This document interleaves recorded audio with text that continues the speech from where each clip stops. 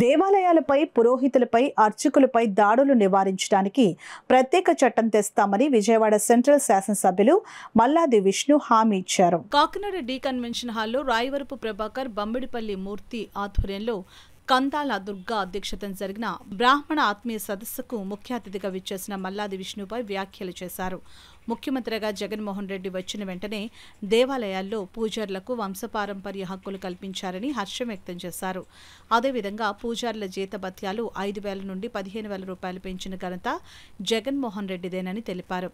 Kakinada city assembly YCP అభ్యర్థి sitting MLA Dwarampudi Chandrasekhar Reddy మాట్లాడుతూ, కాకినాడలో బ్రాహ్మణులకు ఎప్పుడూ అండదండగా ఉంటానని, ఎవరికి ఏ ఆపద వచ్చినా నేరుగా తనని కలవాలని పిలుపునిచ్చారు. అలాగే ఈ మధ్య కాకినాడలో బ్రాహ్మణులపై జరిగిన దాడులకు తమ వైఎస్ఆర్ పార్టీని బాధ్యులు చేయడం కొంత బాధించిందని, ఈ ఘటనలో తమ పార్టీకి ఎటువంటి సంబంధం లేదని స్పష్టం చేశారు. అలాగే కాకినాడలో బ్రాహ్మణ కళ్యాణ మండపం, కర్మభవన నిర్మాణానికి కృషి చేస్తానని హామీ ఇచ్చారు. ఈ సందర్భంగా కాకినాడ పార్లమెంట్ నియోజకవర్గ అభ్యర్థి చలమలశెట్టి సునీల్ మాట్లాడుతూ, అనాదిగా బ్రాహ్మణులంటే తమకు ఎంతో గౌరవం ఉందని, అటువంటి బ్రాహ్మణుల అభ్యున్నతికి తనవంతు కృషి చేస్తానని తెలిపారు. ఈ కార్యక్రమంలో రాష్ట్ర బ్రాహ్మణ కార్పొరేషన్ చైర్మన్ పేరు కామేశ్వరరావు, రాయప్రోలు కృష్ణమూర్తి, పోతాప్రగడ రవికుమార్, అజ్జరపు సత్యనారాయణమూర్తి, బీజేపీ శర్మ, పిండిప్రోలు రాజు, పెద్ద ఎత్తున నగర బ్రాహ్మణ ప్రముఖులు, బ్రాహ్మణులు పాల్గొన్నారు.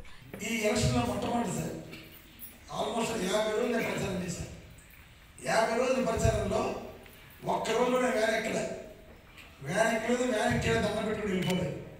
ప్రతి గడపకి వెళ్ళాను, ప్రతి ఇంటికి వెళ్ళండి. ప్రతి ఇంటికి అంటే నేను వీళ్ళతో తిరిగాను, మా భార్య, నా పిల్లలు రోజు 10,000 తిరగాలి నిర్ణయించి ప్రతి ఇంటింటికి అధికారంలో ఎమ్మెల్యేగా ప్రతి ఇంటింటికి వెళ్ళి ఓట్లు అడిగాను. ధైర్యాన్ని జగన్మోహన్ చెప్పాను.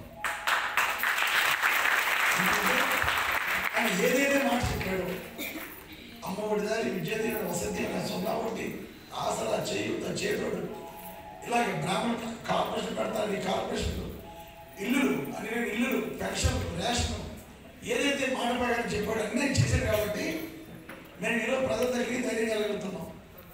ఒక ఎగ్జాంపుల్ చెప్తాను. కొండబాబు అపోజిషన్ క్యాండిడేట్ ఇక్కడ ఈరోజు వచ్చి కొండబాబు ఇంటికి తిరగలేదు ధైర్యం లేదు అన్నాడు. 2014లో చంద్రబాబు నాయుడు అబద్ధాలు ఇంకా ప్రజలు మర్చిపోలేదు కాబట్టి ఇంటింటికి తిరిగితే బలి వచ్చారావే, నువ్వు ఎందుకు వచ్చావులే అని ప్రశ్నిస్తారని పేరుతో వెళ్తున్నాడు. మీటింగ్ పెడతాడు, 400 మంది 500 మందితో వెళ్ళిపోతాడు. దూరం చేయడానికి చాలా ప్రాపగాండా నడిచింది. ఆ విధంగానే ఈ రోజున బ్రాహ్మణులు కానీ, వైశ్యులు కానీ, లేకపోతే కొన్ని వర్గాల వాళ్ళు వైఎస్ఆర్ కాంగ్రెస్ పార్టీ ఓటేయని కూడా చెప్పడం జరుగుతున్నాం. మీరందరూ కూడా ఎంత విజ్ఞానం కలిగిన కూడా మీరందరూ కూడా తెలుసుకోవాలి.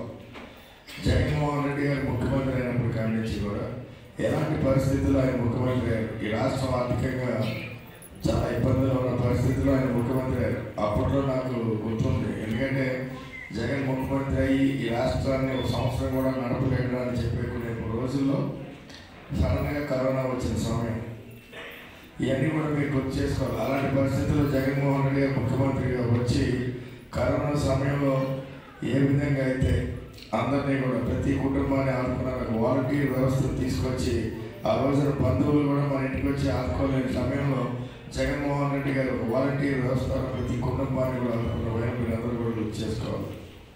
అలాగే జగన్మోహన్ రెడ్డి గారు 2019లో అయినప్పుడు గణాంకాల ప్రకారం ఈ రాష్ట్రంలో పేదరికం 11.7% ఉండేది. మొన్న లేటెస్ట్గా వచ్చిన గణాంకాల ప్రకారం పేదరికం ఈ రాష్ట్రంలో 4.2% పడింది. వేసుకోవాలి, ఒక ఆలోచన చేయాలి, ఒక బయలు చేసుకుని గ్రహించాల్సినటువంటి అవసరం ముఖ్యంగా ఈ సమాజంలో బ్రాహ్మణ సామాజిక వర్గానికి ఉన్నది అని చెప్పిన సందర్భంగా మిమ్మల్ని అందరూ కూడా కోరుతా ఉన్నాం. నిర్మించడమే కాదు, శ్రీనివాస కళ్యాణం మనం కొద్దిసేపు చూసినా కూడా రంగరంగ వైభవంగా ఉంది. అంటే ఆ భక్తిభావం కలిగి ఆ గుళ్ళు నిర్మించాలని, శ్రీనివాస కళ్యాణం లాంటి కార్యక్రమాలు చేయాలని చెప్పి ఒక ఆలోచన వచ్చింది. ఏంటంటే ఆ ఆలోచన కలిగిన వాడు, ఆ ఆలోచనతో ఉన్నటువంటి వాడు బ్రాహ్మణ సామాజిక వర్గానికి తల్లో నాలుగులాగా ఉంటాడు అని చెప్పి వేరే చెప్పాల్సినటువంటి అవసరం లేదు అని చెప్పి కూడా నేను ఈ సందర్భంగా చెప్తాను. కాబట్టి వీళ్ళిద్దరినీ మనం గెలిపించుకోవాల్సినటువంటి బాధ్యత ఉంది. ఎందుకంటే మనం ఒక ప్రతి పట్టణంలోనూ కూడా విశాఖపట్నం కానీ, రాయమండ్రి